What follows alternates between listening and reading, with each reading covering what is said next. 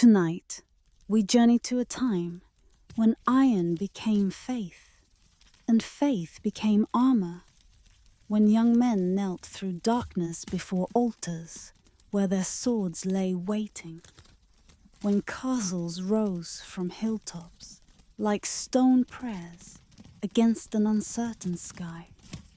We descend into the world of medieval knights, those warriors wrapped in metal and mystery, who lived by codes that were never fully written, yet governed everything, who rode through centuries that still echo in our imagination. The medieval knight was not merely soldier, but was symbol made flesh, was duty given human form, was the dream of honor that an entire age tried to embody. For nearly 500 years, from the chaos following Rome's fall through the transformations of the Renaissance, these armored warriors shaped the history of Europe, fighting its wars, defending its borders, serving its kings, and creating a culture of honor and obligation that still influences how we think about courage, duty, and what it means to serve something greater than oneself. Tonight we explore their world, the cold vigils before dawn, the weight of armor that became second skin, the castles that sheltered generations, the tournaments where glory and death danced together. We will walk through stone corridors where torchlight flickered against walls that had witnessed centuries. We will stand in the silence of chapels where oaths were sworn that could not be unsworn. We will feel the weight of swords that carried names that were blessed by priests, that were buried with their owners as if the steel itself possessed soul.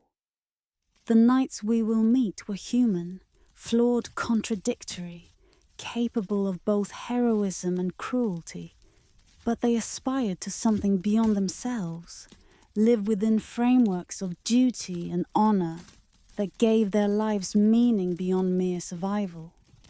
They were not the perfect figures of legend, but neither were they the brutal thugs that cynical retellings sometimes suggest. They were men of their age, shaped by its beliefs, bound by its expectations, trying to navigate a world where violence was constant and honor was the only currency that death could not devalue. We will move through 12 chapters, each exploring a different aspect of knightly life and culture.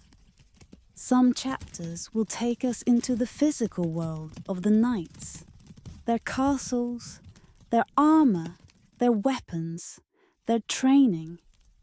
Others will explore the invisible architecture of belief and obligation that shaped their behavior, the codes they followed, the faith they professed, the dreams of honor that motivated them. All will contribute to understanding how an entire civilization organized itself around the figure of the mounted warrior, how the knight became central to medieval identity in ways that extended far beyond the battlefield. The pace will be gentle. The details will accumulate slowly. We are not rushing toward conclusion, but are settling into a world, allowing its textures and rhythms to surround us, letting the past become present enough to feel real before it fades back into memory. The medieval world was slower than ours, measured its time differently, valued patience and persistence over speed and disruption. To understand the knights, we must first slow down enough to enter their world on its own terms. So settle in. Adjust your pillow one final time. Let the weight of the day release. And prepare to journey to a time when stone walls rose against uncertain horizons, when the clash of steel decided kingdoms, when honor was armor more valuable than iron, when the night rode through history, trailing legends that have never entirely faded. The evening deepens. The castle gates stand open in memory, and we begin. In the hours before dawn, when cathedral stones held the cold of centuries and candlelight trembled against vaulted darkness, a young man knelt alone before an altar where his sword lay waiting. Not yet his, not yet blessed, still belonging to the silence that would shape him before the morning came. We begin in this sacred space between boyhood and oath, in the night-long prayer that transformed flesh into vow, where every choice to remain kneeling was a choice to become something that could not be undone. The vigil was the final threshold, the last night before knighthood, and it was meant to be difficult. The young man, squire until morning, knight by noon if he endured, had been bathed earlier, the ritual washing symbolizing purification, the water carrying away not just dirt, but the person he had been, preparing him to become the person he would be. He had been dressed in white, the color of innocence and beginning, and led to the chapel as evening deepened, as the household prepared for a night of celebration, while he prepared for a night of solitary prayer. The chapel doors closed behind him, and he was alone with his weapons, his conscience, and his God. The sword lay on the altar, the shield beside it, the spurs that would mark him as knight waiting to be buckled onto his heels by hands more worthy than his own. These objects were not merely equipment, but were symbols, each carrying meaning that the long night would deepen. The sword was justice, was the power to protect and to punish, was the terrible responsibility of deciding who lived and who died. The shield was defense, was the obligation to stand between danger and those who could not defend themselves. The spurs were the mark of the mounted warrior, the cavalry that dominated medieval battle, the horse and rider unity that made the knight supreme on fields where infantry could only scatter and flee. He knelt, and the hours began their slow passage. The vigil was not test of physical endurance alone, though physical endurance was certainly tested. The stone floor was cold, the posture demanding, the prohibition against food and drink and sleep, creating discomfort that grew with each passing hour. But the true test was internal, was the requirement to examine conscience, to consider the vows about to be taken, to ask whether the soul was ready for the burden the body would soon carry. The darkness of the chapel was meant to mirror the darkness within, to create space for honest confrontation with one's own weaknesses and doubts. What did he think about, that young man kneeling through the hours when the world slept? We cannot know specifically, but we can imagine the themes that would have occupied any thoughtful mind facing such a transition. He would have thought about death, certainly, for the knight's profession was violence, and violence could receive as well as give. He might die in battle, might be captured and ransomed, might be wounded in ways that ended his career even if they spared his life. The oath he was about to swear committed him to dangers that could not be predicted or avoided, risks that were not occasional but constant. He would have thought about the obligations he was accepting, the duties that came with the honor. The knight was sworn to protect the weak, to defend the church, to serve his Lord faithfully, to maintain honor even when honor was costly. These were not abstract principles, but were practical demands that would shape daily life, that would require sacrifices he could not yet fully imagine. Was he ready to give his life for his Lord's cause? Was he ready to show mercy when vengeance beckoned? Was he ready to speak truth even when lies would be easier? The candles burned lower, their light diminishing as the night deepened. The shadows in the chapel seemed to grow, to press closer, to create the sense of being observed by presences that could not be seen but could certainly be felt.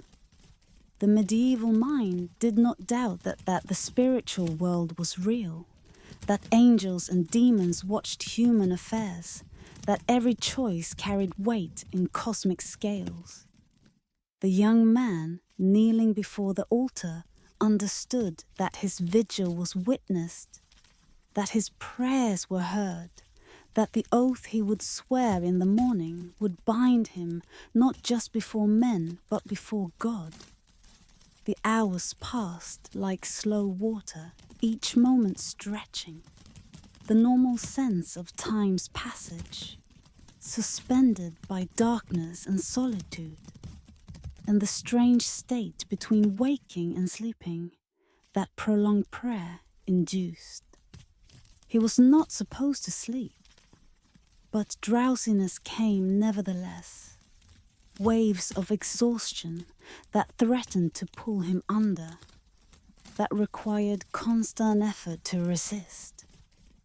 This too was part of the test, the demonstration that will could overcome body, that duty could conquer comfort, that the spirit could command what the flesh would rather abandon.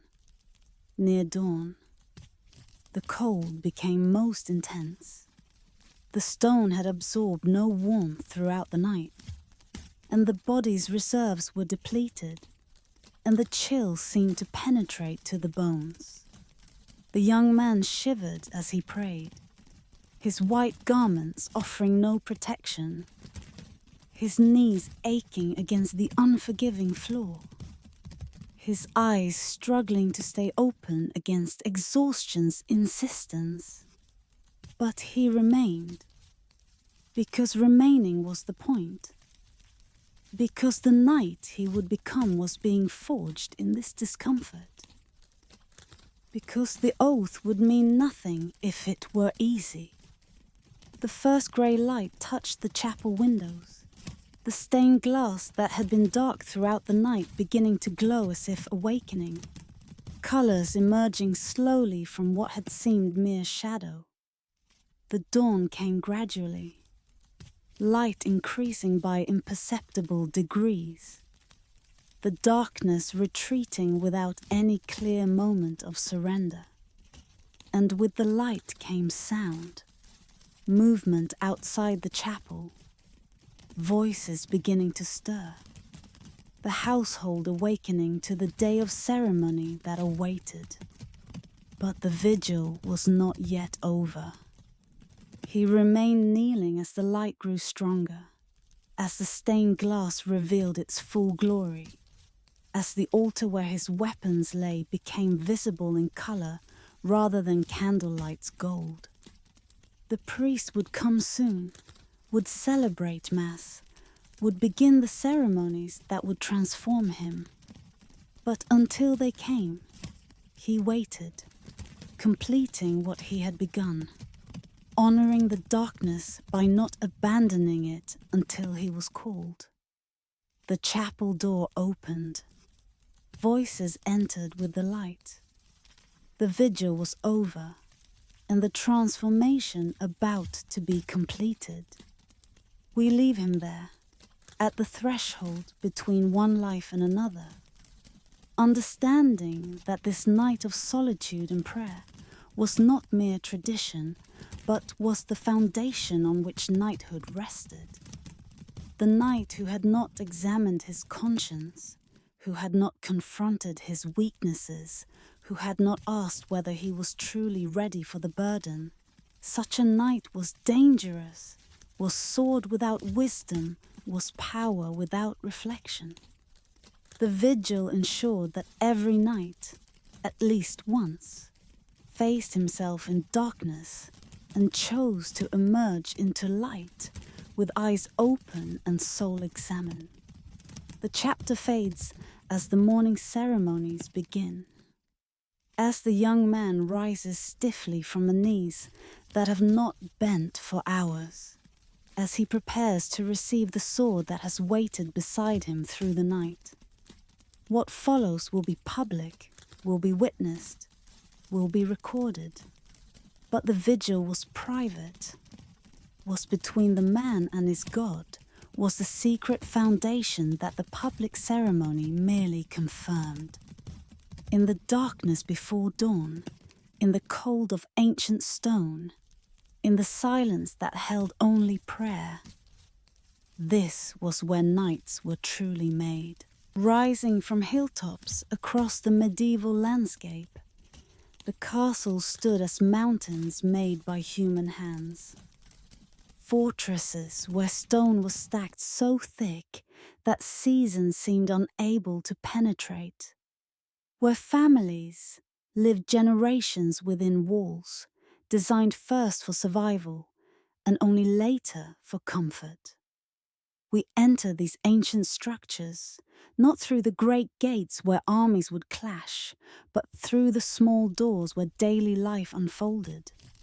Understanding that castles were homes before they were symbols, shelters before they were statements of power.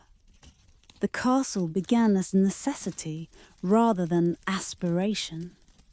In the centuries following Rome's fall, when central authority collapsed and local lords were left to defend their own territories, the fortified dwelling became essential to survival. The earliest castles were simple. Mounds of earth topped with wooden palisades, strongholds that could be constructed quickly and defended by small numbers of men against the raiders and rivals who threatened constantly. These motte and bailey castles dotted the landscape of early medieval Europe. Humble structures that nevertheless represented the fundamental principle that would guide castle development for centuries. Height and enclosure meant safety. But wood burns and earth erodes, and as resources allowed, the lords began building in stone. The transformation was gradual, spanning generations, each improvement building on what came before. The wooden palisade became a stone wall. The wooden tower became a stone keep. The simple enclosure became a complex of walls within walls, each layer of defense requiring attackers to breach more obstacles before reaching the heart of the fortress. By the high medieval period, the castle had become the sophisticated structure we imagine when we hear the word. Massive curtain walls punctuated by towers, great keeps rising at the center, elaborate gatehouses designed to trap and destroy anyone who forced entry. We enter such a castle now, approaching across the landscape that it dominates. The site was chosen carefully, usually a hilltop that commanded views of surrounding territory, sometimes a river crossing that controlled movement and trade.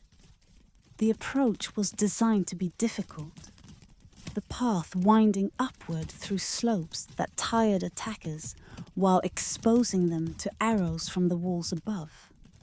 The walls themselves were thick, 10 feet, sometimes 15, sometimes more, made of local stone fitted carefully by masons who understood that survival depended on their craft.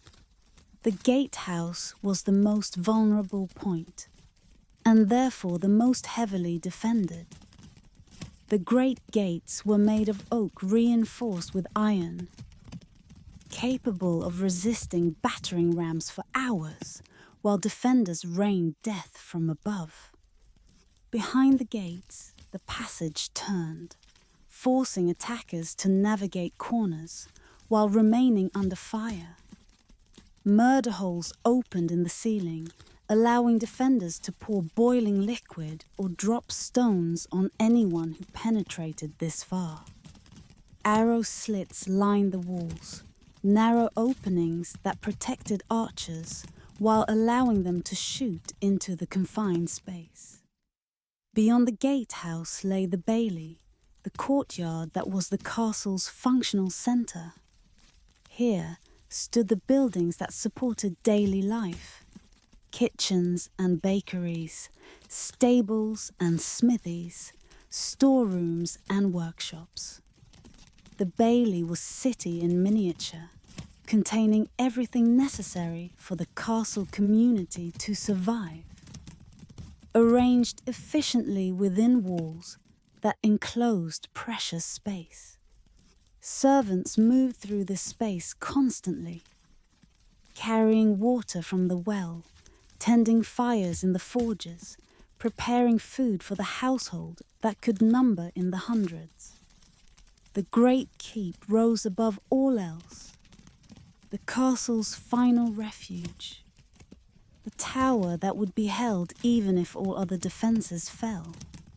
The keep's walls were thickest of all, sometimes 20 feet of solid stone.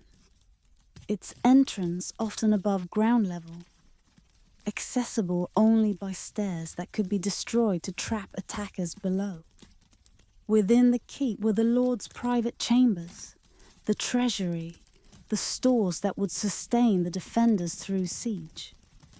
The keep was designed to be held indefinitely, its occupants waiting behind walls that siege engines would struggle to breach, waiting for relief that would eventually come, or for attackers to exhaust their resources and withdraw. But the castle was not merely fortress, it was home. And within its walls life unfolded through the seasons, in patterns that the military purpose both constrained and protected.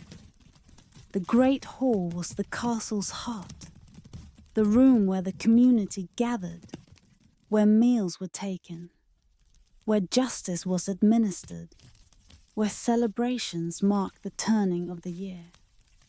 The hall was dominated by the hearth, the fire that burned continuously through winter months, its smoke rising to the rafters before finding exit through vents in the roof.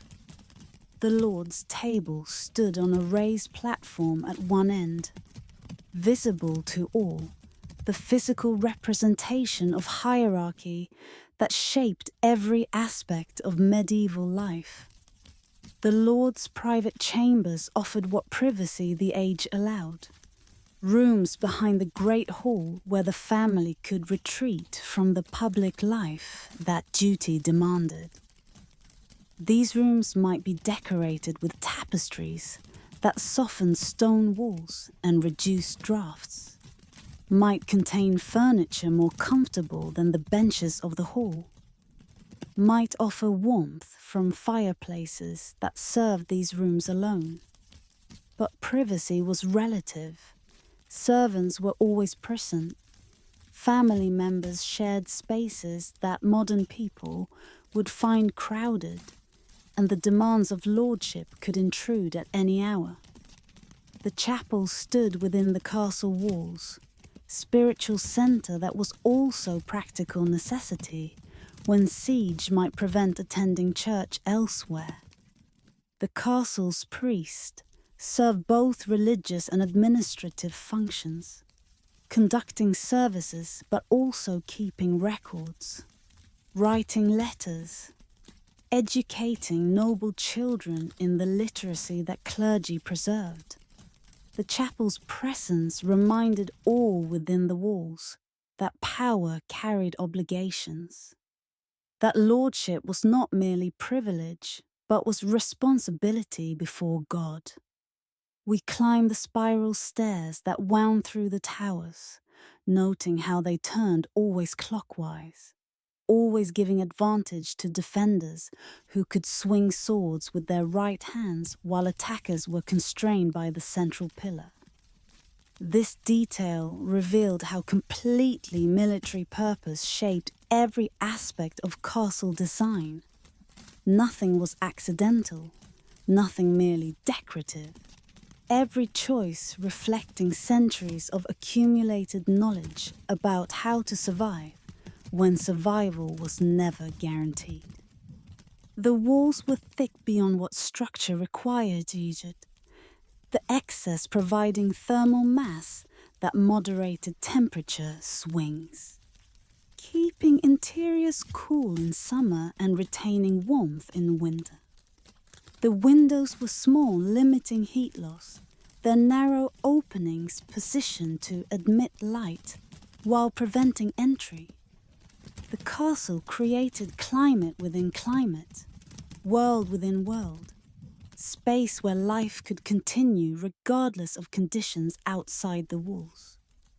We linger in these stone chambers as evening falls, as torchlight replaces daylight, as the Gorsel settles into patterns of rest that centuries had established. The gates are closed for the night, the watch set on the walls, the household gathered in the hall for evening meal. The castle holds its people like a stone hand, protective but also confining, safety purchased at the price of freedom. The chapter fades with the understanding that these castles were complete worlds, communities where medieval life unfolded through generations, where knights were raised from childhood, knowing every passage and chamber, where the walls themselves seemed to remember every oath sworn within them. The castles that remain standing, ruined or restored, empty or occupied, still carry this memory in their stones, still shelter visitors within walls that were built to shelter against dangers that time has removed, but that the stone has not forgotten. In the workshops of medieval armourers, where forge light flickered against walls blackened by generations of smoke, craftsmen performed a kind of sacred metalwork, shaping steel into shells that would carry men through violence and return them whole, creating second bodies from iron and leather, an ancient understanding of how metal could be made to move. We enter the armourer's world in the early morning, when the forge was being heated for the day's work, watching the transformation of raw metal into protection that would save lives. The earliest medieval armour was simple, leather hardened through boiling, metal rings sewn onto fabric, protection that offered something better than bare flesh, but little more. The warriors who wore this armour knew its limitations, knew that a well-struck blow could still reach vital organs, knew that their survival depended as much on skill and luck as on what they wore. But over centuries, the armourer's craft evolved, driven by the relentless pressure of combat's demands, each generation improving on what came before. The mail shirt, habergeon to those who wore it, represented a breakthrough that dominated medieval protection for centuries. The rings were individually crafted, each one punched from flat metal or drawn from wire, each one closed through riveting or welding, the process requiring patience that modern manufacturing cannot imagine.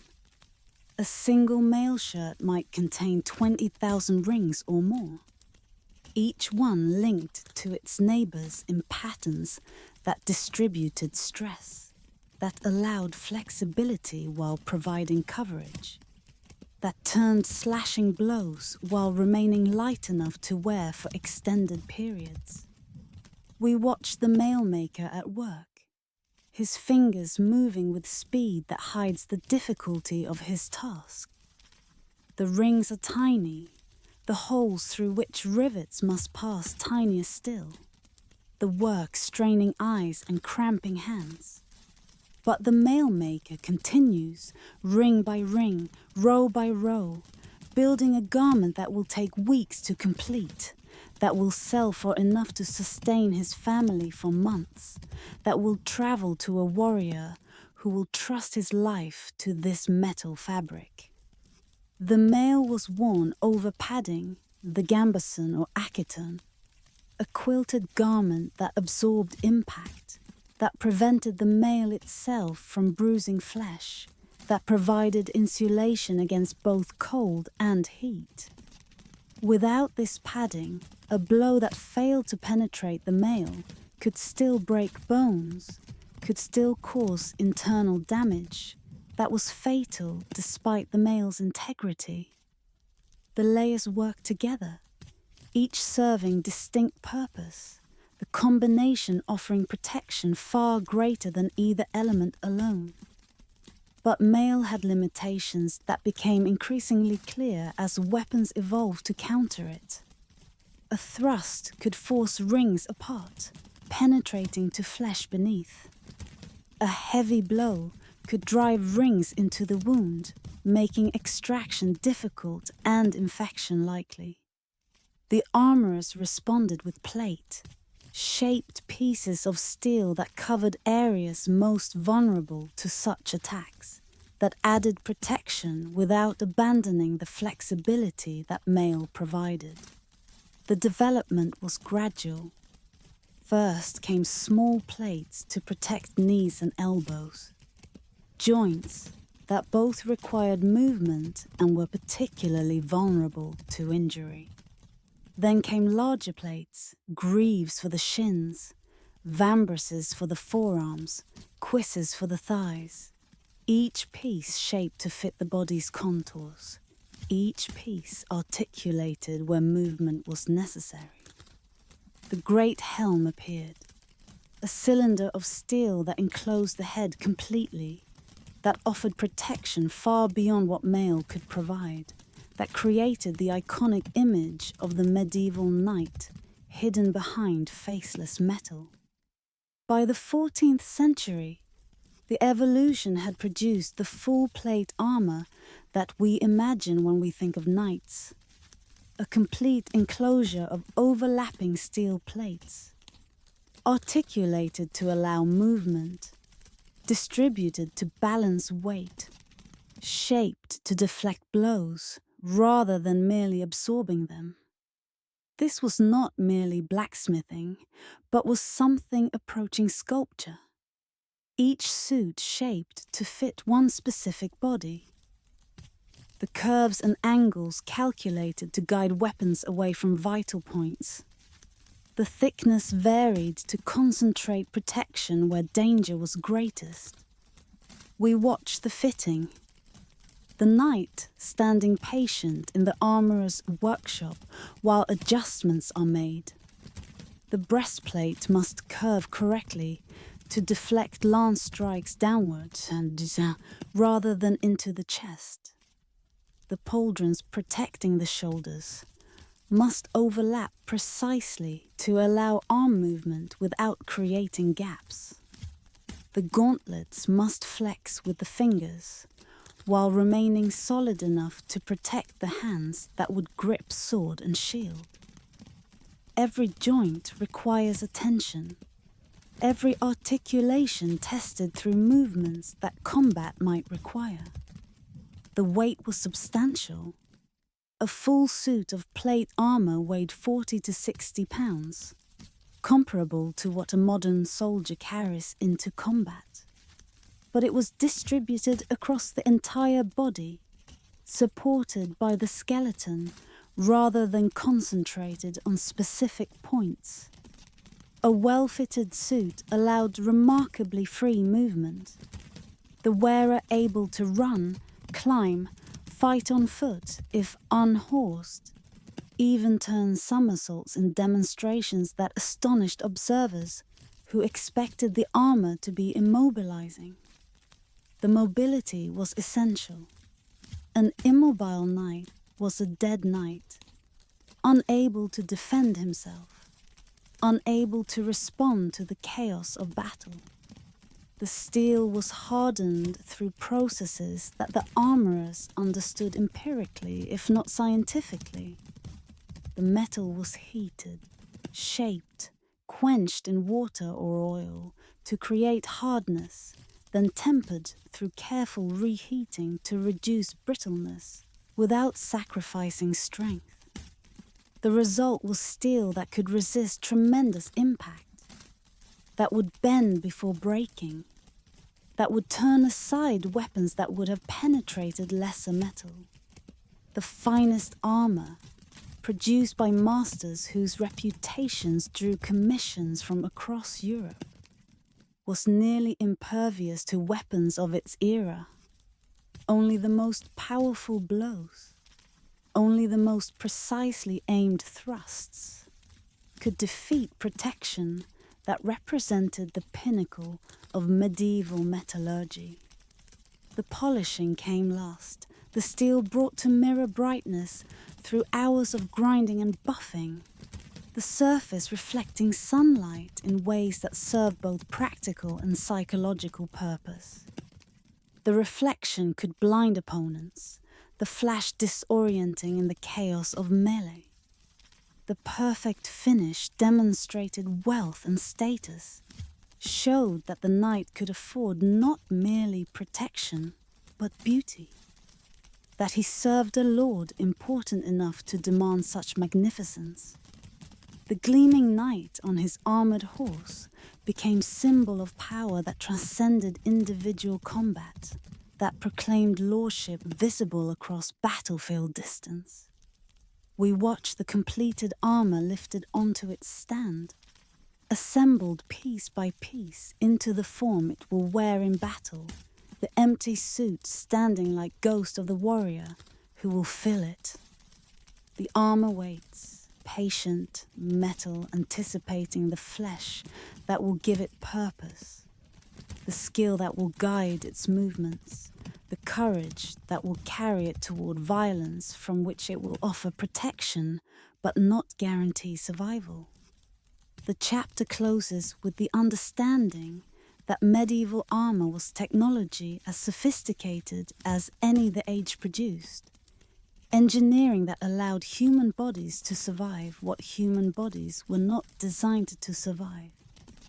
The suits that survive in museums stand as monuments to the armorer's skill, metal that protected knights through battles 5 centuries past, that bears the marks of combat in dents and scratches that the owners survived to remember. The armor made the knight possible, transformed vulnerable flesh into something that could face the terrors of medieval battle and hope to emerge alive. Created the mounted warrior whose image still captures our imagination. There existed among the knights of medieval Europe an understanding that was never fully written, a code that lived in the space between law and conscience, that governed behavior not through punishment, but through the weight of honor itself. Chivalry, they called it, though the word contained more than any single translation could capture. We enter this invisible architecture of expectation, this web of duty and restraint that shaped knightly behavior as surely as armor shaped their bodies. The word itself came from the French for horse, cheval marking the knight, first and foremost as mounted warrior, as cavalryman whose effectiveness depended on the partnership between rider and warhorse. But the code that bore this name extended far beyond military technique, encompassing obligations that touched every aspect of knightly life. Chivalry was ethos, was identity, was the framework within which the knight understood himself and was understood by others. The origins of the code were ancient and multiple, threads woven from different sources into something that felt unified but resisted precise definition. From the Germanic warrior traditions came emphasis on personal honor, on loyalty to Lord, on courage that preferred death to disgrace. From the Christian church came obligation to protect the weak, to defend the faith, to temper strength with mercy. From the courtly culture that developed in the 11th and 12th centuries came refinement of manners, respect for women, the elaborate rituals of courtesy that distinguished the noble from the common. We trace these threads through the texts that try to capture what all knights supposedly knew. The handbooks of chivalry that appeared in the later medieval period, works like Ramon Lull's book of the Order of Chivalry, attempted to codify expectations, to create explicit rules for what had been implicit understanding. But these texts revealed as much as they prescribed, their very existence acknowledging that the code was never fixed, that each generation had to discover or rediscover what chivalry meant, that the ideal was always clearer than the practice. The code demanded protection of those who could not protect themselves. This was perhaps its most fundamental requirement, the obligation that distinguished the knight from the mere armed man. The knight who used his strength to oppress the weak was not knight at all, but was monster-wearing knightly trappings, was betrayer of everything the title represented.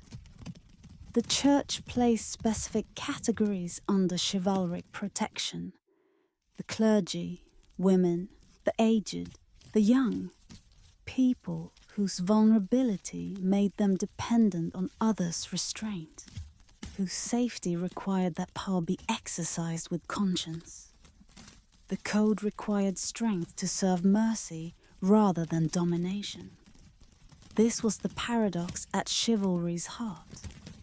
The knight was trained for violence, was equipped for violence, was expected to excel at violence, but was also expected to restrain his violence within boundaries that the code established. He could kill in battle, could wound and capture, could defend his lord's interests through force.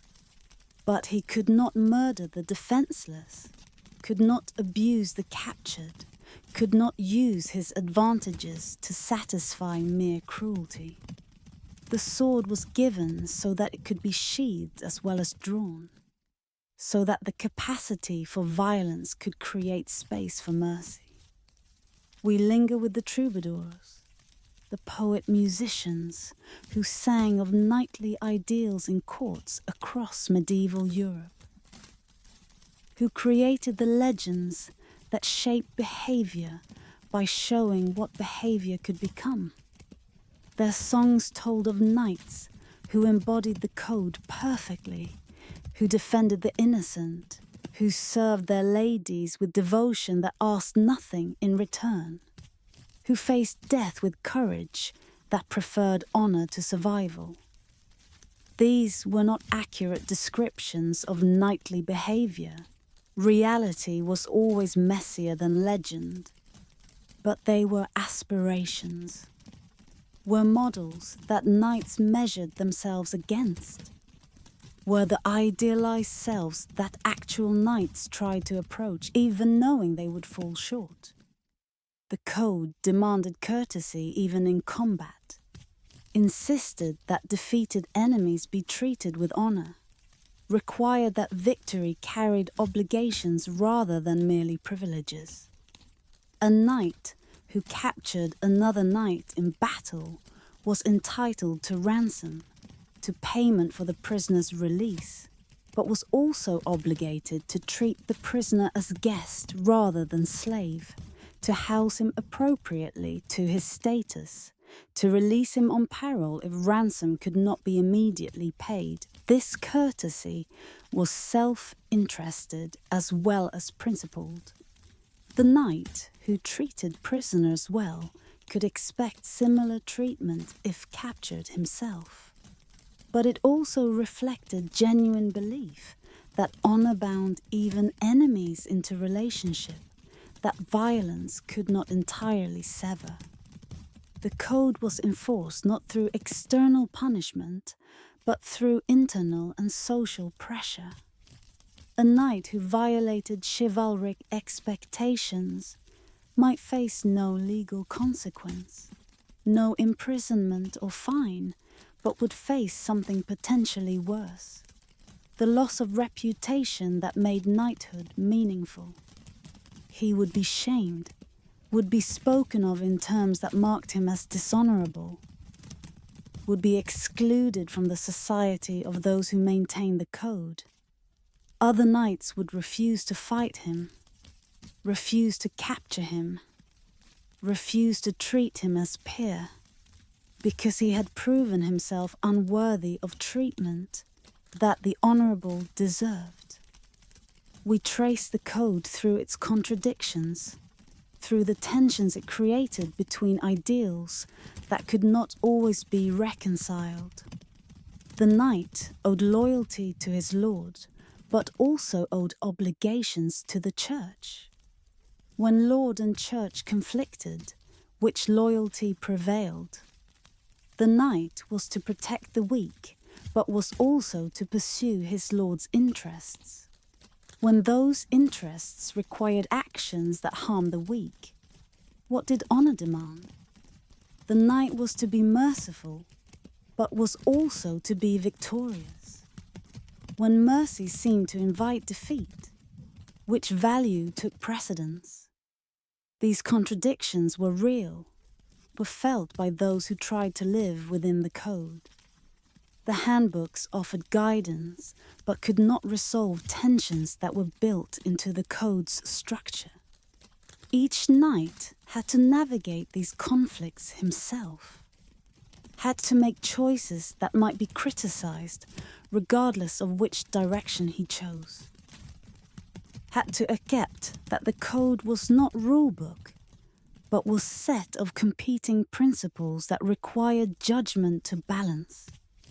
The chapter fades with the understanding that chivalry, though imperfectly followed, created framework within which medieval society could function, gave knights identity beyond their weapons, and left legacy that still shapes our understanding of what honor means.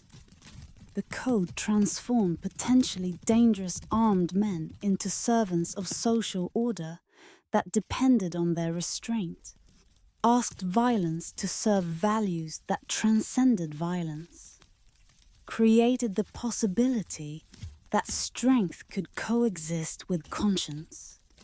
Whether knights achieved this ideal is less important than that they recognized it as ideal, that they understood themselves to be bound by obligations that their power made optional, but their honor made necessary.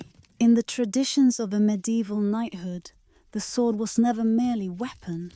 It was companion, symbol, and sacred object that carried meaning beyond its function, that received names as horses received names, that was blessed by priests and buried with its owner as if the steel itself possessed soul.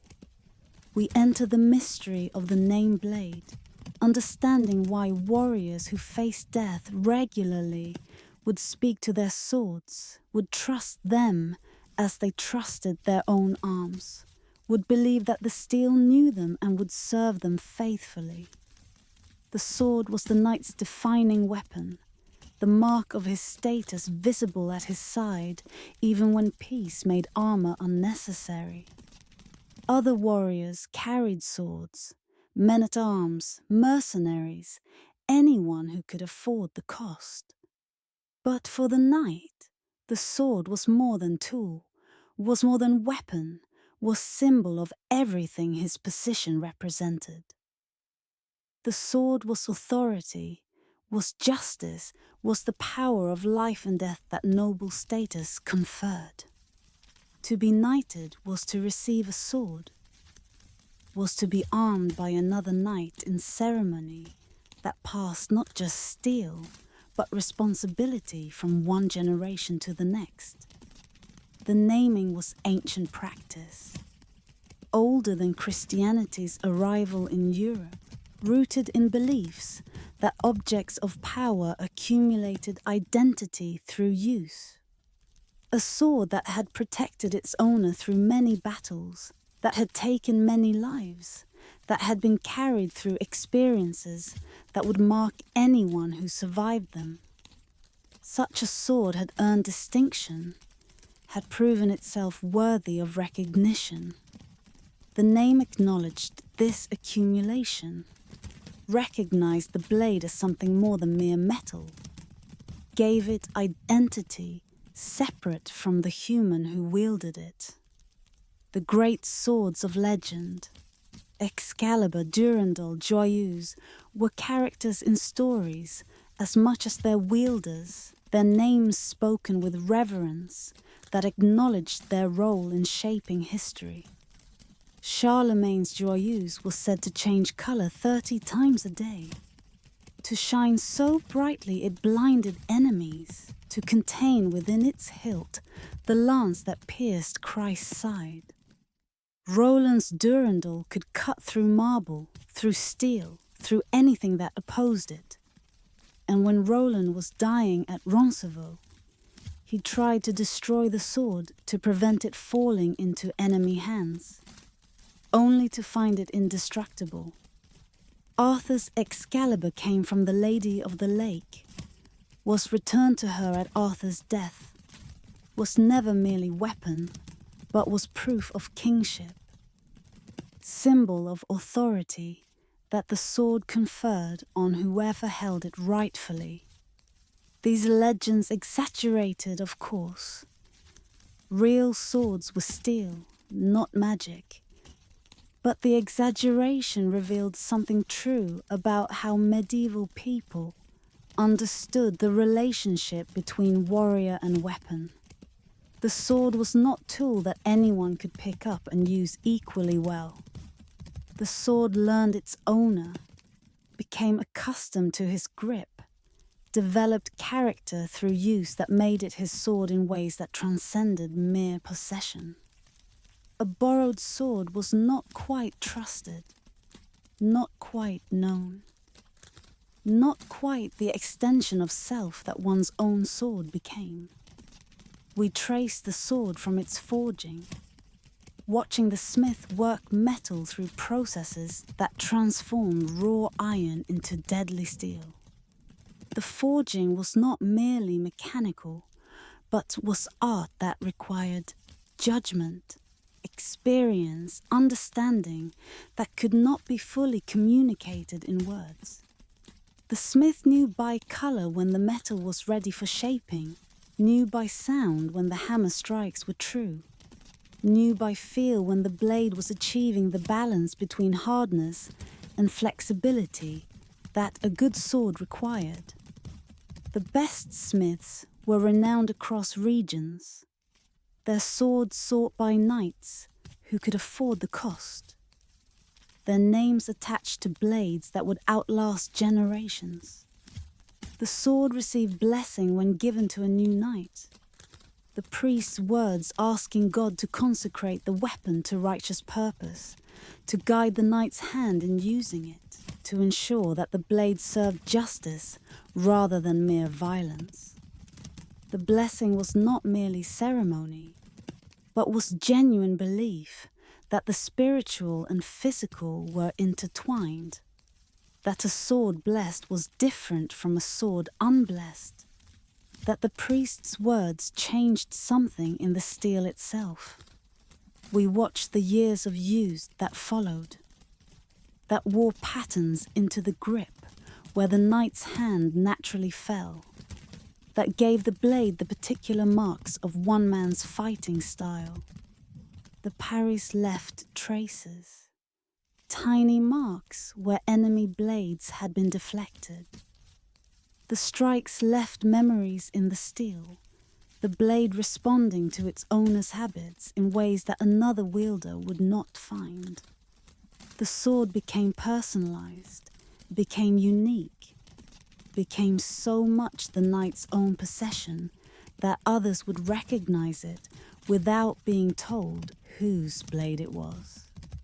The sword was never sheathed during the knighting ceremony, but was held bare before the altar, as if the steel itself were making vows alongside the man who would carry it. The blade lay in the candidate's sight throughout the vigil, visible reminder of what he would receive if he endured the night, symbol of the power and responsibility that morning would bring. The sword participated in the ceremony, was touched to the new knight's shoulder in the accolade, was his from that moment until death separated them. The bequest of a sword from father to son was not merely inheritance, but was transfer of trust, of accumulated honor, of responsibility to maintain what the previous wielder had built. The son who received his father's sword received also his father's reputation, his expectations, his unfinished business with enemies and friends alike. The sword carried continuity across generations, physical object that linked living to dead, that made family history tangible in ways that words alone could not achieve. We hold such a sword in imagination, feeling the weight that balances perfectly, the grip worn smooth by hands long still, the blade that bears marks of encounters we will never know. The sword is cold in our hands, steel that holds no warmth, but it is not dead, not merely metal. It carries memory, carries identity, carries something of everyone who held it before us. The name it bears, Grifflet, perhaps, or Marmaduas, or some name lost to history, was given for reasons we cannot recover, but that were real to those who gave it, that recognized something in the blade worth distinguishing.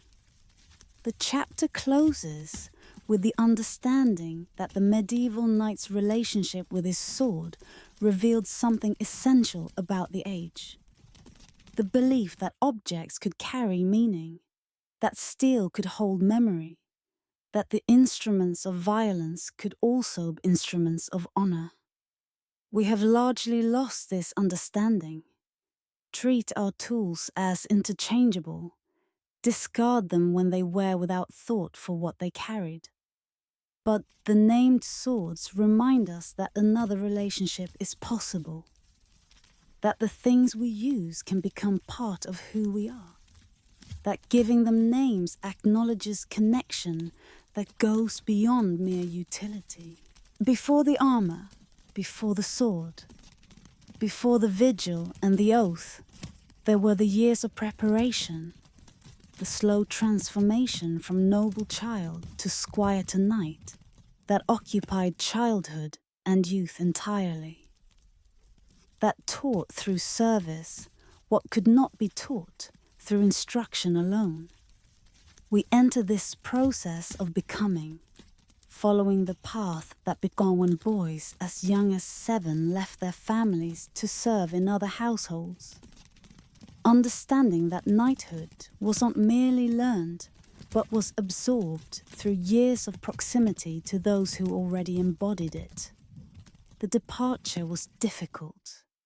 A child of 7 or 8 leaving his mother's barnitshell, travelling to a household where he knew no one, beginning a new life among strangers who would shape his character for good or ill. The practice seems harsh by modern standards, but it served purposes that medieval society considered essential. The child would learn to serve before he was permitted to command, would develop independence from the family whose interests he would one day represent, would form bonds with other noble families that could become alliances in the political marriages and military conflicts that dominated noble life. The page served in the great hall, learning courtly behavior by observing it daily, practicing the manners and speech that would mark him as noble. He carried dishes at table, poured wine for his betters, stood ready to run whatever errands his lord required. The work was menial, but the learning was essential. He watched how nobles spoke to each other, how they treated inferiors, how they navigated the complex relationships of rank and obligation that shaped every interaction. He learned courtesy not from textbooks, but from immersion. From years of observing how the courteous behaved and how the discourteous were regarded. The training of body began alongside the training of manners. The page practiced with wooden swords, building strength and coordination through exercises that would eventually prepare him for real weapons. He learned to ride, beginning on gentle horses and progressing to more spirited mounts as his skill increased, understanding that the knight's effectiveness depended entirely on partnership with the horse that carried him into battle. He learned to care for horses as well as ride them, the feeding and grooming and management of animals that would one day carry him into danger, whose health and willingness could mean the difference between life and death. The years passed, slowly, each day bringing small increments of learning, each season marking growth so gradual it was invisible from within, but obvious to those who watched from without. The page grew taller, grew stronger, grew more confident in the environment that had once been strange. The other pages became friends, became rivals, became companions through experiences that created bonds lasting lifetimes. The household became home, its rhythms familiar, its expectations internalized, its values absorbed so deeply they no longer required conscious thought. By 14, or sometimes earlier, if exceptional promise was recognized, the page might become squire, personal servant to a specific knight whom he would follow everywhere, learning through observation what books could never convey. The squire's role was intimate, was demanding, was preparation for knighthood through the most direct means possible. Watching a knight live his daily life, making mistakes and making amends, receiving instruction in moments between other duties, becoming shadow to the man whose example would shape his own future. The squire cared for armor, knowing every strap and buckle, understanding how the metal was maintained, how it was repaired, how it was worn. The armor was not merely polished, but was studied, was understood as system, was appreciated in its complexity. The squire who could not efficiently arm his knight was squire, who failed his most basic duty, who left his knight vulnerable in moments when efficiency could mean survival. The practice became automatic, the movements familiar, the armor as known to the squire's hands as his own body. He cared for horses with similar intimacy, learning the partnership between rider and mount that cavalry combat required. The destrier The knight's warhorse was valuable beyond measure, was trained for combat as carefully as the knight himself, was asset that required constant attention to maintain at peak readiness. The squire fed and watered, groomed and exercised, monitored health and reported concerns, learned to read the animal's moods and manage its temperament. The horse that trusted its handlers was horse that could be controlled in the chaos of battle. The horse that feared or resented was liability that could kill the knight it carried. He practiced with weapons endlessly, building strength and skill through repetition that made the movements automatic. The wooden swords of childhood gave way to real steel. The exercises increasingly resembling actual combat, the instruction increasingly severe. Bruises were common, injuries not unknown, the training deliberately harsh because the reality it prepared for was harsher still. The squire who could not withstand the training would never withstand the battlefield, would become liability rather than asset, would shame himself and the knight who had accepted responsibility for his preparation. We watched these years unfold slowly, seeing how patience was built into the process, how readiness could not be rushed, how the transformation from boy to knight required time, yet as surely as it required training. The squire learned not just skills but judgment, not just techniques but their application, not just what to do but when to do it.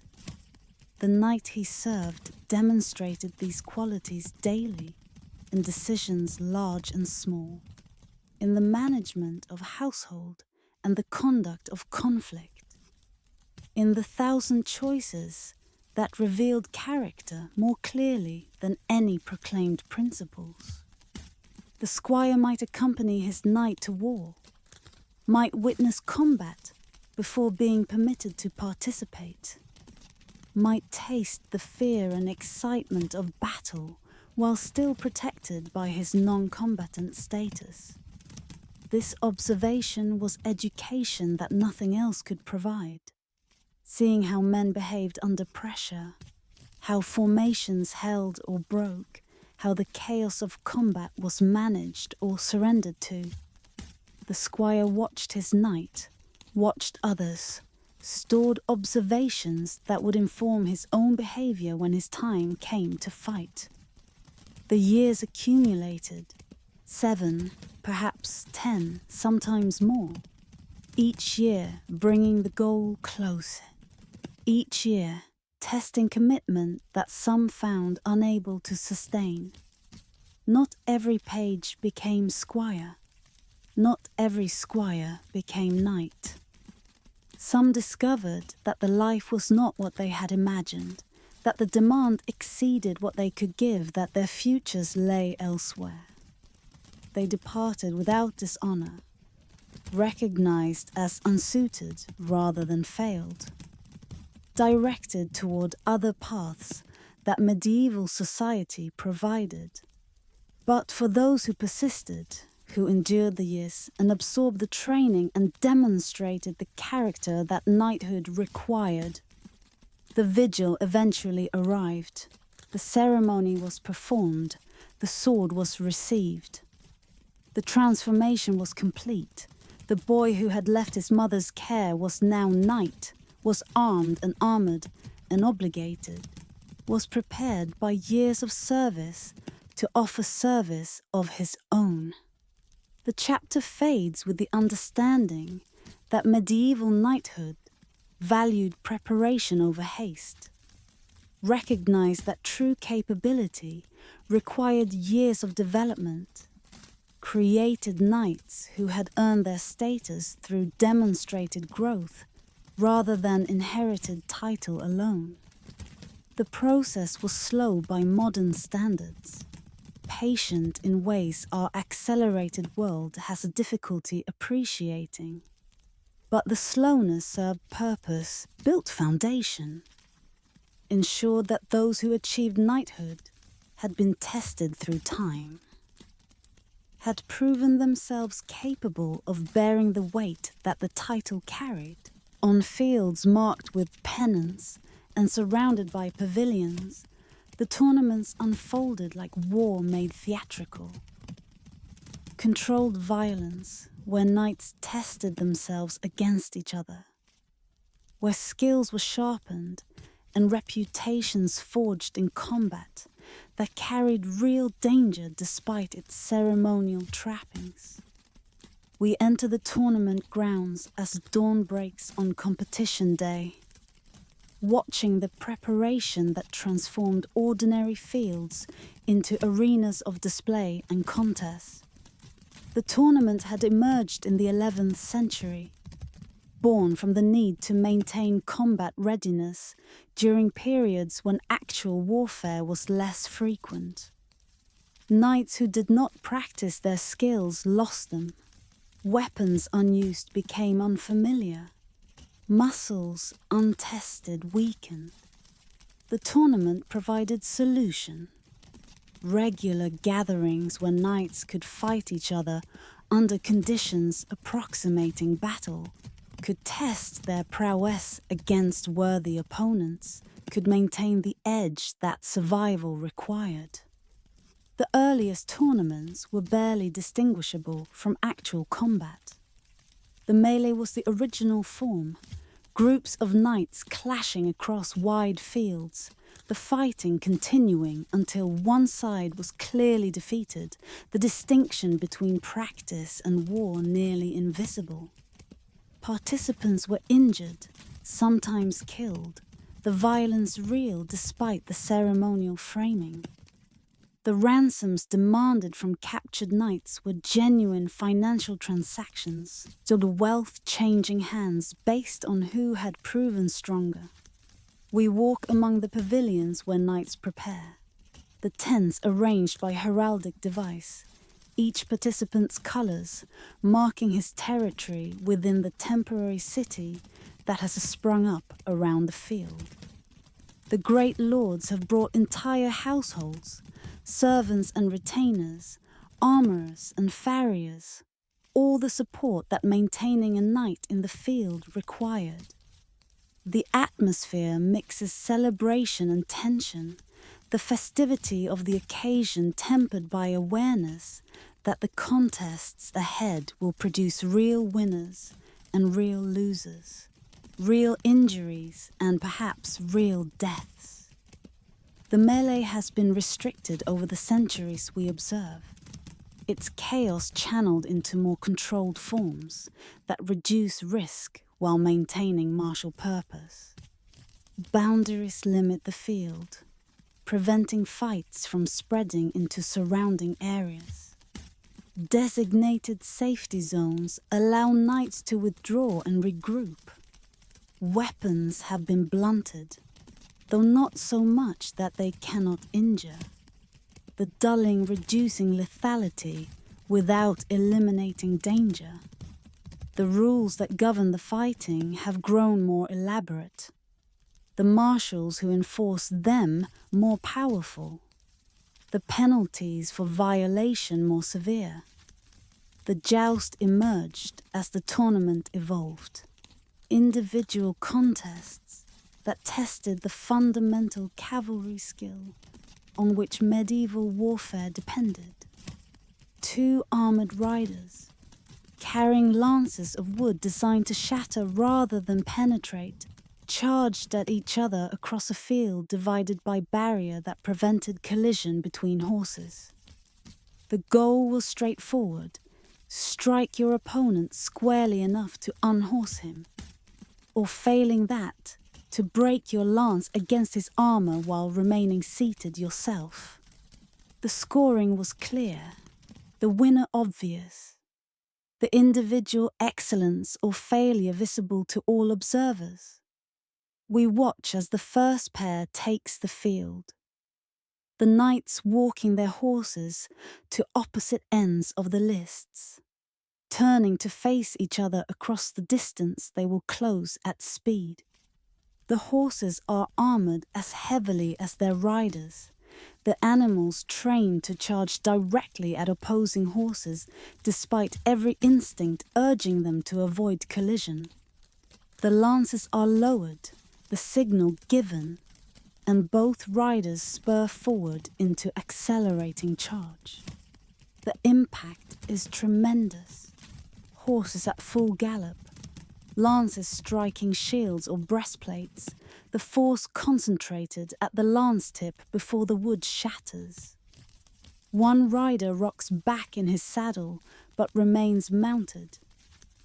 The other is lifted clear of his horse, armor and all, landing heavily in the churned earth of the lists. The crowd roars. The winner circles back to acknowledge acclaim. The fallen knight is helped to his feet by squires who check for injury before leading him from the field. The dangers were real, the injuries common. A lance that did not break could penetrate armor, could wound or kill. The fall from a galloping horse could break bones, could cause internal damage that would prove fatal days later. The tournament field was not safe, could never be made safe while retaining the martial purpose that justified its existence. The knights who competed accepted these risks, understood that the skills they were maintaining were skills that required real danger to develop, that training that carried no risk would produce knights unprepared for battles where risk was absolute. The ransoms paid by defeated knights could make careers for successful competitors. A knight of modest means could become wealthy through tournament success, could accumulate enough through ransoms and prizes to support a household, to fund the equipment and training that further success required. The tournament created economy of martial excellence, rewarded those who excelled with resources that perpetuated their excellence, created incentive for continuous improvement that served both individual ambition and social need. We observed the social dimensions that surrounded the fighting. The ladies watching from elevated stands, the favors given to knights who would carry them into the lists, the courtly rituals that made the tournament as much social occasion as military exercise. The tournaments provided opportunities for young people to meet potential spouses, for alliances to be negotiated, for disputes to be resolved through combat that was violent but contained. The gathering of nobility from across the region created political possibilities that the scattered daily life of medieval lordship rarely provided. The heralds moved through the crowds, their expertise in identifying knights by their devices essential in the chaos of melee and the distance of joust. They recorded results, announced matches, ensured that the elaborate rules governing competition were followed and violations penalized. Their records became official histories, their judgments accepted as authoritative, their role bridging the gap between the fighting and the audience that witnessed it. The tournament was entertainment, undeniably, spectacle that drew crowds and generated excitement that peaceful daily life could not match.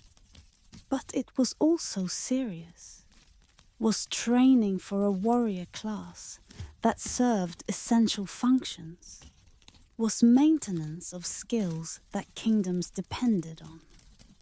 The knight who excelled in tournament was knight likely to excel in battle, was asset to any lord who could secure his service. was proven capable in ways that no other testing could demonstrate. The chapter closes as the day's final matches conclude, as the torches are lit around the pavilions, as the feasting begins that will continue through the night. The wounded are being tended, the victors celebrated, the defeated consoling themselves with the thought of next time. The tournament has served its purpose. Skills have been tested, reputations adjusted, the martial culture that defined the age renewed through ritual that kept its edges sharp. When the knights of Europe rode eastward toward Jerusalem, they carried more than weapons. They carried belief that transformed military campaign into sacred pilgrimage, that made the recovery of holy sites a duty outweighing comfort, safety, or life itself. We enter the mindset of the crusading knight, understanding how religious conviction could motivate men to travel thousands of miles toward uncertain fate. How the cross, sewn onto their garments, marked them as soldiers of faith, whose cause transcended earthly kingdoms. The call had come in 1095, Pope Urban II preaching at Clermont, the necessity of aiding Eastern Christians and recovering the places where Christ had walked, died, and risen. The response exceeded anything the Pope had anticipated. Not just the lords he had addressed, but people of all stations taking the cross, sewing it onto their clothing, selling their possessions, preparing for a journey from which many would never return. The movement that began at Clermont would continue in various forms for 2 centuries, would shape European politics and religion and culture in ways still visible today. The motivation was religious, genuinely and profoundly. We struggle in our secular age to comprehend how completely medieval people believed in the spiritual realities that the Church proclaimed, how immediate and urgent salvation seemed, how terrifying damnation appeared to those who took seriously the teachings they had received. The crusade offered unprecedented spiritual opportunity, remission of sins, guarantee of salvation, the chance to perform pilgrimage while fighting for God rather than merely traveling to holy sites. For knights who had spent their lives in violence that troubled their consciences, the crusade offered redemption, offered chance to turn the martial skills they possessed toward purpose that was sacred rather than merely political. We follow them as they departed, leaving homes and families for journeys whose duration could not be predicted, whose hardships could only be imagined. The routes across Europe were difficult enough. Mountain passes, river crossings, territories whose lords were not always friendly to armed bands passing through. But these difficulties were merely prelude to the true challenges that lay beyond. The vast distances of the Byzantine Empire, the hostile territories where Muslim forces controlled access to the holy sites that were the journey's goal. The journey itself was ordeal, claiming lives through disease and hardship long before combat was joined. Armies that set out thousands strong arrived at their destinations diminished, weakened by months or years of travel, reduced to fractions of their original numbers by illness that spread through close-packed camps, by accidents that befell travelers in unfamiliar terrain, by shortages of food and water that turned allies into competitors for survival.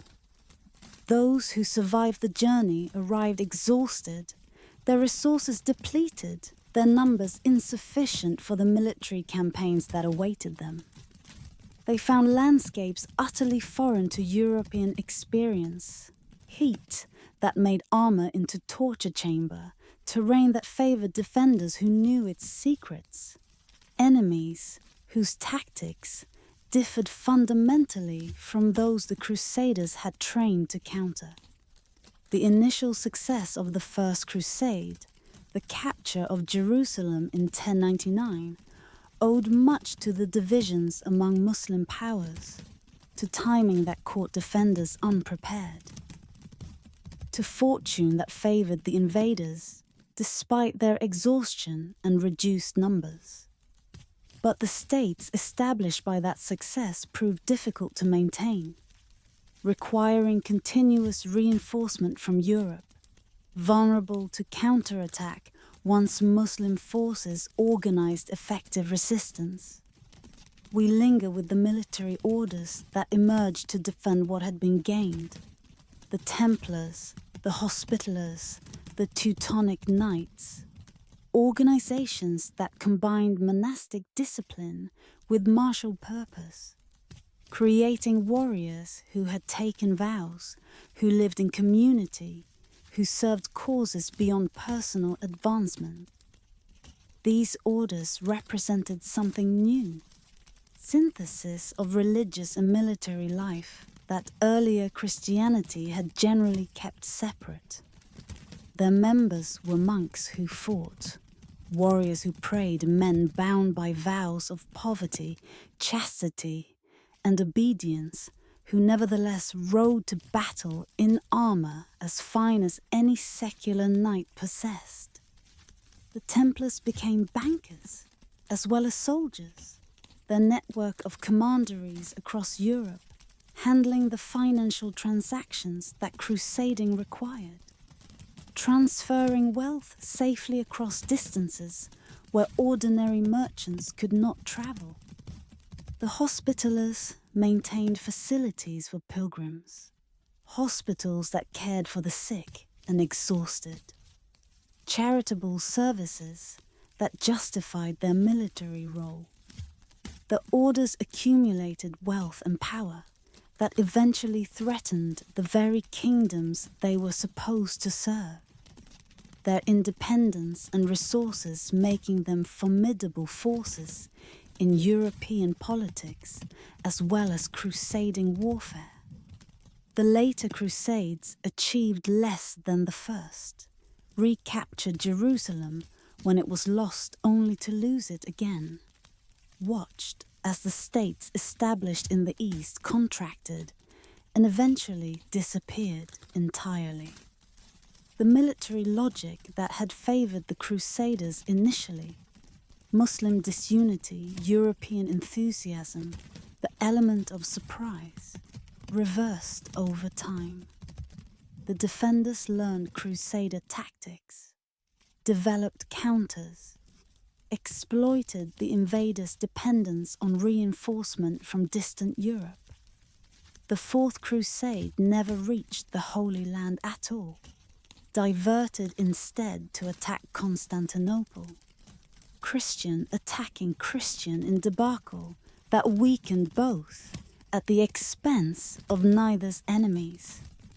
We trace the complex legacy of these expeditions, the violence that cannot be excused, the faith that cannot be dismissed, the cultural exchanges that occurred despite hostility. The Crusaders encountered civilizations more sophisticated than their own in many respects, brought back knowledge and technologies that would transform Europe.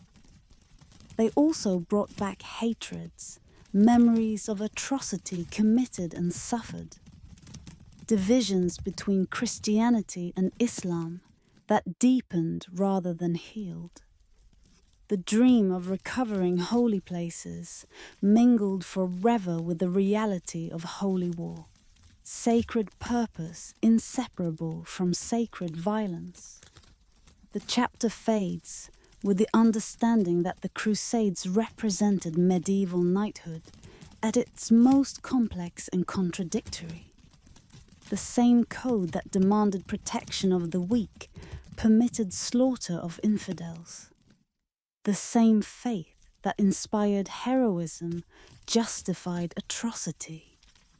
The knights who took the cross were not monsters, but were men of their age, shaped by beliefs that we cannot share but cannot responsibly dismiss.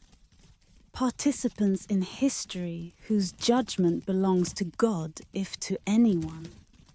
They rode toward Jerusalem carrying hopes and fears, sins and dreams, leaving behind them trails that history still follows, questions that history still asks. Across shields and banners and the fabric covering horses, the heraldic devices proclaimed identity in a world where armor made faces invisible. Lions and eagles and crosses and geometric patterns arranged according to rules as strict as any grammar, creating visual language that could be read across battlefield distance. We enter the world of heraldry, understanding how these symbols emerged from practical necessity, how the need to identify friend from foe during combat created elaborate system that became central to noble identity. The need was practical before it was symbolic. When knights began enclosing their faces in great helms in the 12th century, when the familiar features that would have identified them disappeared behind walls of steel, some system became necessary for recognition at distance. The solution emerged gradually, painting shields with distinctive patterns, decorating surcoats with matching designs, creating visual identity that could be recognized when personal features could not. The system that developed was sophisticated, was governed by rules that specialists spent lifetimes mastering. The colors were limited and precisely defined. Gules for red, azure for blue or for gold, argent for silver, sable for black, vert for green, purple for purple. These colors were not merely decorative choices, but were technical terms in a specialized language, each with precise meaning, each subject to rules governing combination and placement. Metal could not be placed on metal. Color could not be placed on color, the contrast ensuring visibility at distance. The charges placed upon these colored fields told stories, commemorated victories, claimed virtues, asserted connections to legendary ancestors. The lion represented courage, nobility, royalty, was favored by kings whose authority the beast's majesty reinforced. The eagle represented power, empire, divine favor, was borne by those who claimed succession to Rome or protection from heaven. The cross announced Christian faith, crusading heritage, devotion to church that shaped identity as surely as any secular loyalty. Geometric patterns, chevrons and bends and pales might indicate family relationships, might commemorate specific events, might simply distinguish one branch of a family from another whose right to the same colors could not be denied. We watch the heralds at work, those specialists whose expertise in identifying devices made them essential figures in tournament and battle. The herald knew every major device in the region, could identify a knight from across the field by the pattern on his shield, could announce participants by their proper titles, could ensure that the courtesies due to rank were properly observed. The herald's memory was encyclopedia of noble identity, his knowledge of devices translated into knowledge of family relationships, alliances, feuds, and claims that the symbols represented. The role expanded over time, the heralds becoming record keepers, their registers documenting who was entitled to bear which arms, resolving disputes when different parties claimed the same device, granting new arms to those whose achievement warranted recognition. The College of Arms in England, the similar institutions in France and the Empire, gave official structure to what had begun as practical necessity, creating bureaucracy of identity that regulated the symbols through which nobility was known. The shield was personal statement, but it was also legal document. The arms a man bore announced his identity more certainly than any written name in an age when many could not read, but all could recognize distinctive patterns. The right to bear certain arms could determine inheritance, could validate claims to lands and titles, could establish precedents in disputes where rank determined outcome. The arms were not decoration, but were proof, were evidence as certain as any document. More certain in a world where documents could be forged, but arms were witnessed and remembered by those who saw them displayed. We trace how the system grew more elaborate, just the need for distinction increased. When the simple devices had all been claimed, combinations became necessary. The shield divided into quarters, each quarter bearing different arms, the quarters representing different lineages that had merged through marriage. A shield might grow ever more complex through generations, accumulating the arms of each family that had contributed to the present bearer's ancestry, becoming visual genealogy that the informed could read as others read words. The women bore arms differently, their shields displayed on lozenges rather than traditional shield shapes, their devices combining their birth family's arms with their husbands, creating new combinations that marked the alliances that marriage had created. The children bore arms with marks of cadence, small symbols that identified their position in the family. Eldest sons bearing labels, second sons crescents, third sons stars. The variations allowing identification of specific individuals within families that might have many members entitled to bear the same basic arms. We linger with the common charges, the symbols that appeared repeatedly because their meanings were widely understood and valued. The fleur-de-lis announced French connection was associated with royalty, whose favour it might indicate. The rose was English, was particularly associated with the houses whose struggle for the throne became the wars of the roses. The trefoil invoked the Trinity, was religious symbol that announced piety, while adding distinctive element to shields that might otherwise be too similar to distinguish. The language of heraldry developed its own vocabulary, its own grammar, its own conventions that the uninitiated found impenetrable, but the knowledgeable could read as easily as any text. To blazon arms was to describe them in the proper technical language, each term precise, the description alone sufficient to recreate the visual image. A knight might be described as bearing azure, a lion rampant or blue field, golden lions standing on the hind legs. And any herald hearing this description would know exactly what the shield looked like, could identify it on sight, could record it in registers that would preserve the identification for generations. The arms became sacred in their way, were treated with reverence that lesser possessions could not claim. To insult another's arms was to insult his family, his ancestors, everything his identity encompassed.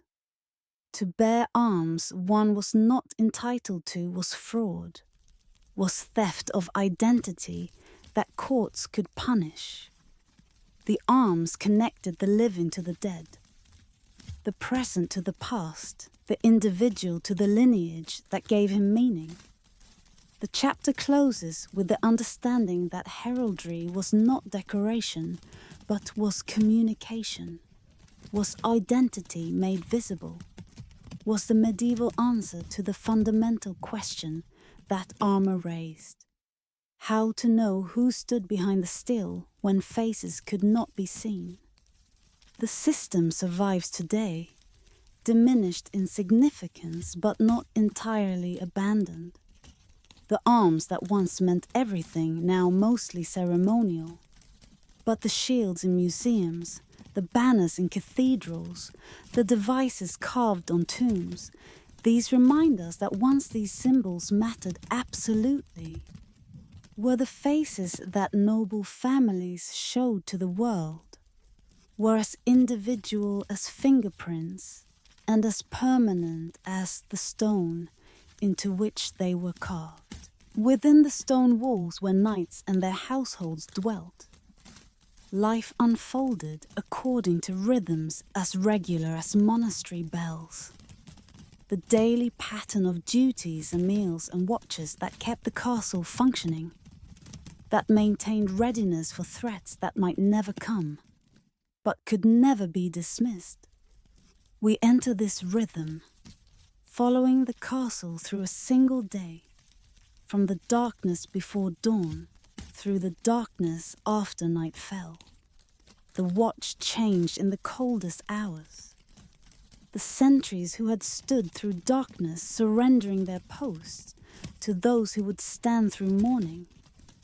The transition marked by challenges and passwords that would expose any enemy who had somehow penetrated the outer defenses.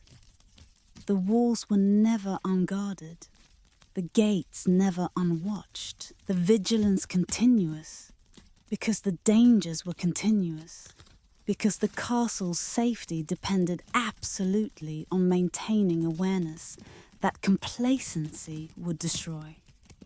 The guards who came off watch retreated to the guard quarters, to beds still warm from those who had just risen, to sleep that would last until evening when the cycle resumed. Their day was night, their night was day, the rhythm of watch duty inverting normal patterns, creating community within the castle whose schedule separated them from the household's main activities. The household stirred gradually as light began to strengthen, servants rising before lords, fires being revived from banked coals, the day's work beginning while nobles still slept. The kitchen was already active, bread dough that had risen overnight being shaped and baked. The main meal of the day requiring preparation that would continue for hours.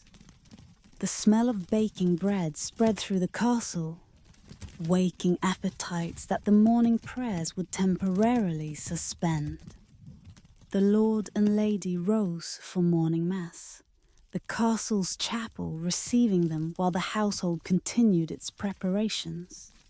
The priest conducting services that began each day with prayer, that reminded all within the walls that their safety depended not on stone alone, but on the God who protected the faithful.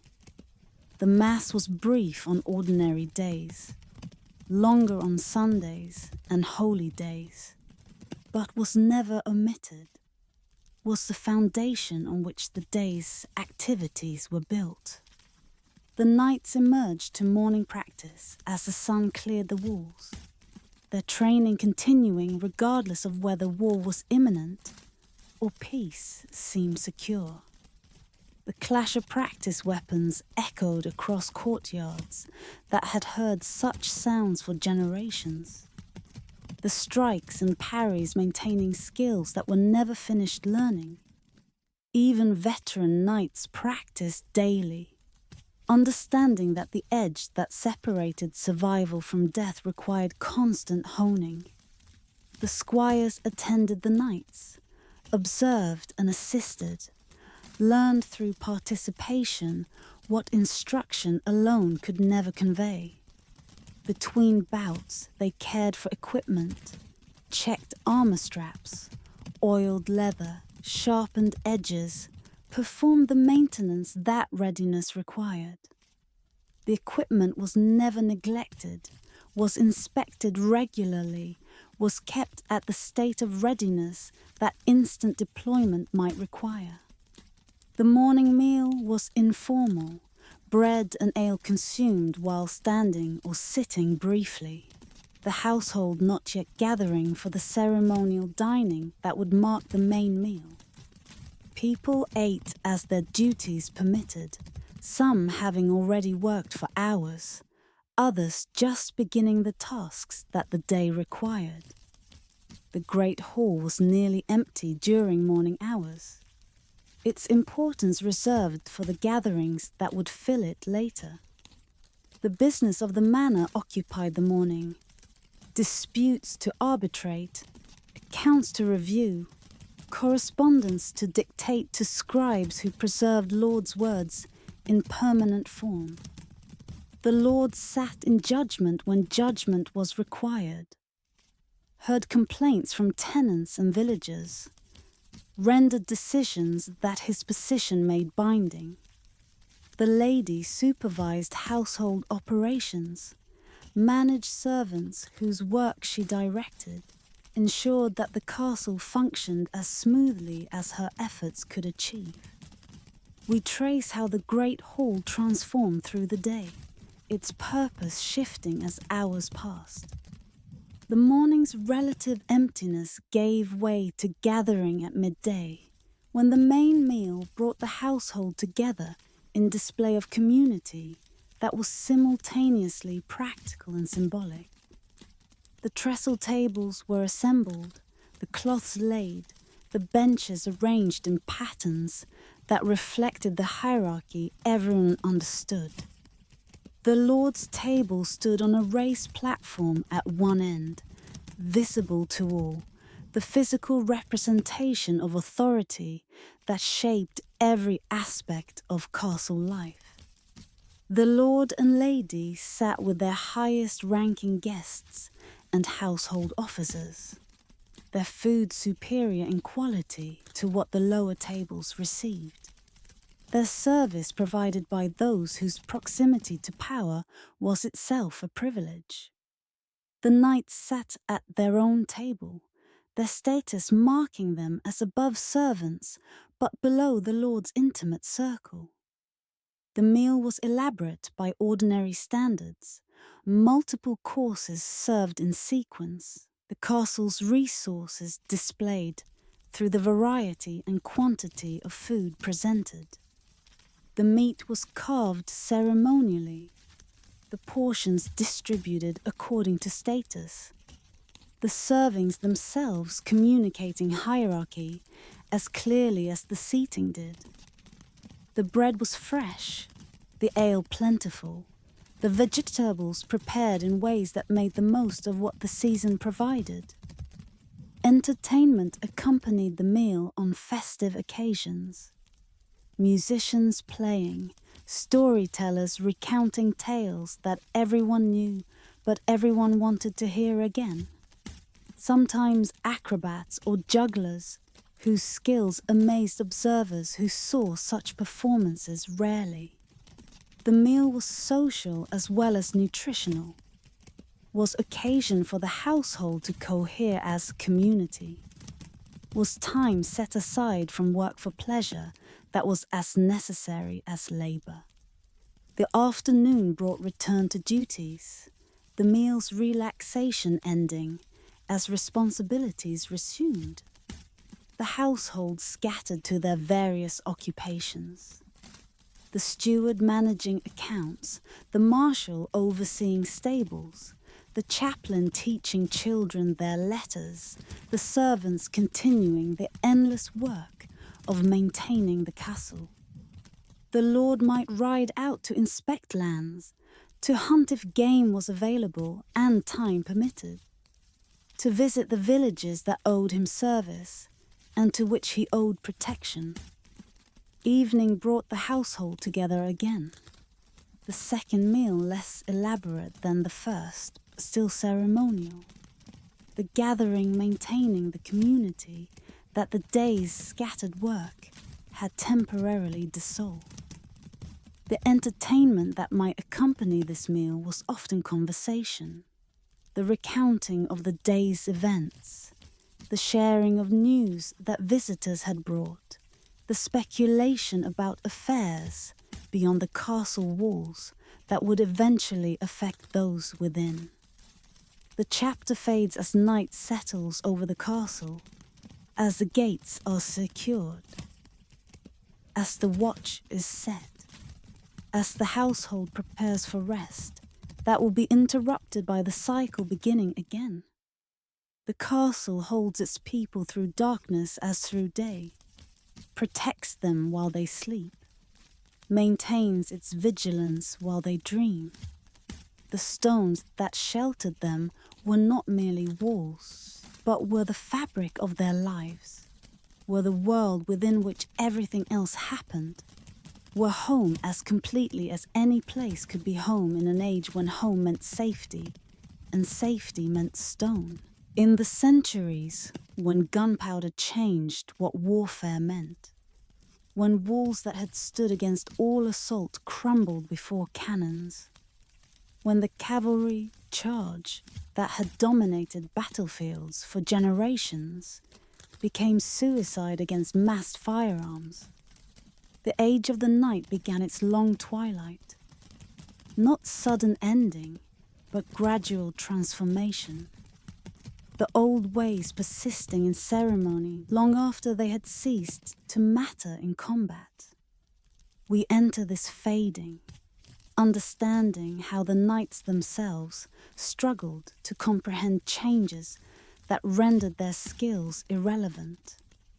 The gunpowder weapons appeared gradually, their early forms too unreliable, too slow, too dangerous to their users to threaten the mounted knight's battlefield dominance immediately. But the weapons improved, became more reliable, became faster to load and aim, became capable of penetrating armor that no sword could defeat. The knight who charged a line of arquebusiers was knight riding toward death, his armor useless against projectiles that struck before he could close to sword range, his horse a target even larger than himself. The response was denial as much as adaptation. Armor grew heavier in futile attempts to resist bullets. This increased weight slowing horses, exhausting riders, defeating the mobility that had made cavalry effective. The heaviest armor could resist firearms at distance, but no armor could resist firearms at the ranges where combat actually occurred, where arquebuses and later muskets were accurate enough to aim rather than merely pointed in the general direction of the enemy. The tactics that had worked for centuries suddenly produced only casualties. The cavalry charge, the thundering advance of armored horses carrying armored men, had swept infantry from fields for 500 years. But infantry that stood behind walls of pike, that fired volleys of shot into approaching horsemen, that did not break and run but held their ground behind weapons that multiplied each man's fighting power. Such infantry could not be defeated by traditional means, could slaughter cavalry that persisted in traditional tactics. we trace the institutional survival of knighthood, even as its martial function disappeared. The title persisted, the ceremonies continued, the ideals were proclaimed and allegedly honored. But the knights who rode to battle in the 16th century and beyond were increasingly anachronisms, were playing roles that no longer matched military reality, were maintaining traditions that sentiment preserved, but that practical necessity no longer demanded. The tournaments continued, but their relationship to actual warfare grew increasingly abstract. The skills displayed in tournament, the lance work, the sword handling, the horsemanship, became less and less applicable to the battles that decided kingdoms. Tournament became sport rather than training, became display of a tradition being preserved rather than maintained for practical purpose. The crowd still gathered, the champions still competed, but everyone understood that what they witnessed was performance, was memory enacted rather than preparation undertaken. The codes persisted, the ideals of chivalry proclaimed in an age when their application had become problematic at best. The new soldiers, mercenaries who owed loyalty only to pay, infantry who had no stake in noble honor, gunners who killed from distance without ever facing their victims in personal combat, fought without regard for rules that had once governed conflict between gentlemen. The knight who showed mercy might face opponent who knew no mercy. The knight who treated prisoners honorably might be captured by those who treated prisoners as resources to be exploited, rather than as guests to be hosted. We watched the castles become obsolete, their walls indefensible against artillery that could reduce to rubble in hours what had once resisted siege for months.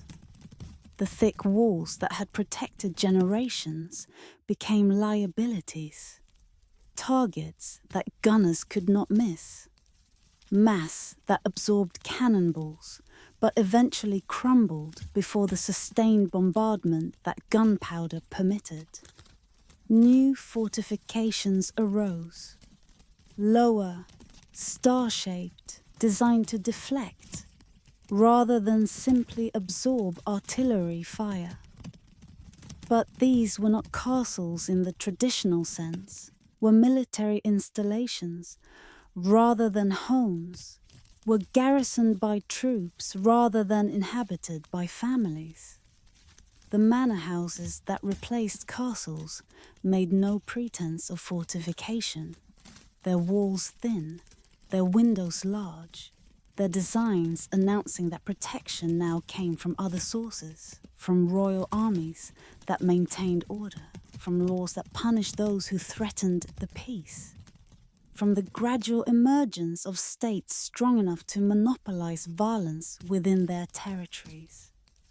The knight, who had once needed stone walls to protect his family, now needed only the king's justice, the state's intervention, the bureaucratic protection that replaced personal military power. The orders that had once defended Christendom became honorary societies, their military function obsolete, their continued existence justified by charity and tradition, rather than by the crusading purpose that had called them into being. The Templars had already fallen, destroyed by a king who coveted their wealth, their end demonstrating that even institutions that had seemed permanent could be swept away when their usefulness expired.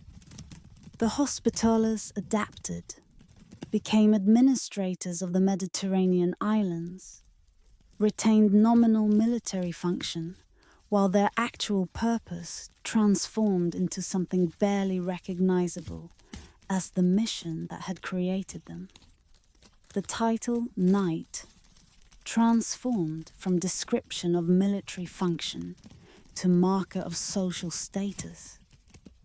Kings, knighted men who would never wear armor, would never carry swords in battle, would serve through administration rather than combat.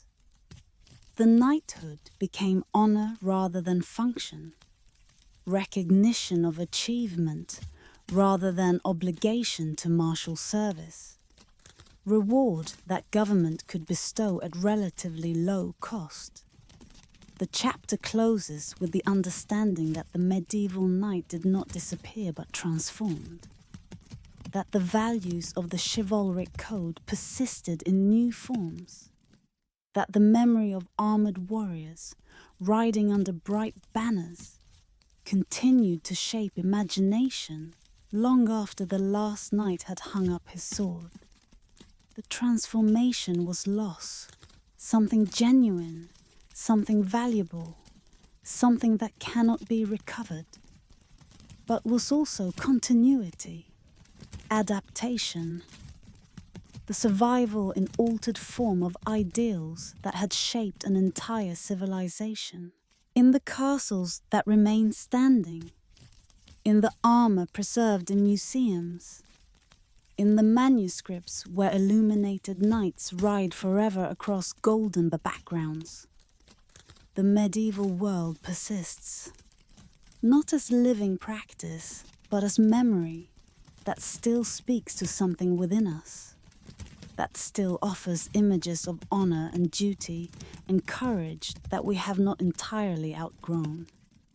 We enter this persistence, walking through ruins where walls still stand though roofs fell centuries ago, touching stone that armored hands once touched, feeling how the past is never entirely pulled when its monuments endure. The castles draw us still, ruins that have become destinations, tourist attractions where crowds gather to walk passages that knights once walked, to stand in halls where lords once feasted, to climb towers from which sentries once watched for threats that no longer come. The stones are cold now, exposed to weather that the roofs once excluded, growing plants in cracks that medieval mortar once prevented. But the shapes remain, the layouts visible, the intentions of the builders who died centuries ago still legible in the structures they raised. We walk these passages in imagination, populating the emptiness with the lives that once filled it, hearing in the silence the sounds that once echoed, servants calling, children playing, knights practicing in courtyards now open to sky. The castle was home to these people in ways that modern homes rarely achieve, was complete world within walls, was security and community and identity, all woven together in stone that still stands, though everyone who lived within it has been dust for generations. The armor in museum cases seems to wait for its wearers, shaped still to bodies that have been dust for 500 years, glished metal reflecting visitors who will never know what it felt like to carry that weight into battle. The armor is beautiful. Engineering and art combined is testimony to the skill of craftsmen whose names are mostly forgotten, but whose work survives. We look at it and try to imagine the man who wore it, his height and weight determinable from the armor's dimensions, his experiences unknowable, his courage or fear in battle lost with his dying breath. The manuscripts show knights as their age wished to remember them, perfect, radiant, serving ladies whose beauty justified any sacrifice. Images that were idealization then and remain idealization now. The illuminated pages glow with gold leaf, with colors that have remained vivid despite centuries of passing, with figures that seem more than human because they were meant to be more than human, were examples to be aspired to rather than records of actual behavior. We look at these images knowing they are not accurate, knowing they were never meant to be accurate, knowing that their purpose was to inspire rather than to document. The stories survive as well, the legends that emerged from medieval reality, but transcended it, that told of knights whose courage exceeded human capacity, whose honor never faltered, whose loyalty never wavered.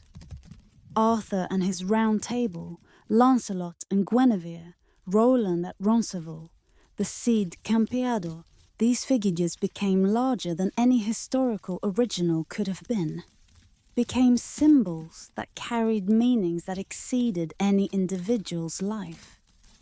We read these stories still, find them still compelling, recognize into them something that speaks across the centuries that separate us from the age that created them. We linger with these remnants, understanding that the distance between us and the medieval knight is simultaneously vast and small. We no longer fight with swords, no longer build in stone for protection, no longer organize our societies around mounted warriors whose personal courage determined the outcomes of conflicts. The world has changed so completely that the knight's world is nearly incomprehensible to those who try to imagine living in it. But we still struggle with questions about honor and courage and duty that the knights confronted. Still seek codes by which violence might be constrained and power made to serve justice. Still wonder what it means to serve something greater than ourselves. The knight's answers are not our answers. His world was too different, his assumptions too foreign, his God too literal. But the questions he faced remain our questions.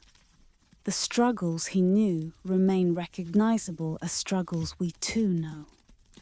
The chapter fades into the stillness of castle chambers, where sunlight enters through windows that once held no glass, where our footsteps echo against stone that remembers other footsteps, where the memory of the medieval knight waits in patient permanence as for those who still wish to learn. The silence is not empty, but is full of the lives that were lived here, full of the courage that was found here, full of the fear and hope and faith and doubt that human beings experienced within walls that remain though the humans have gone. We carry something with us as we leave, something we cannot quite name, something that the castle has given without our asking. Perhaps it is awareness that the present is not the only way things can be, that other people lived other lives with other assumptions and still found meaning, still loved their children, still hoped for better tomorrows, still faced death with whatever courage they could muster. Perhaps it is recognition that the values the knights claimed, protection of the weak, service to higher purpose, courage when courage costs, are values that still call to us, that still seem worth pursuing even when we know how imperfectly those who proclaimed them managed to practice them. The evening deepens. The stones grow cold in imagining. The medieval world recedes into the past where it belongs, into the memory that is all we can have of what is gone. But the memory remains, refuses to fade entirely, continues to offer its images and its questions to those who will receive them. The silence holds. The stone remembers. And somewhere in the space between past and present, the medieval knight rides still, carrying his sword and his oath and his hope that honor might mean something, that courage might matter, that service might justify the burden of power. Rides still through the history that will not quite let him rest, through the memory that will not quite let him be forgotten, through the imagination that still needs what he represents, even when it knows he never quite achieved it. The silence holds. The stone remembers forever.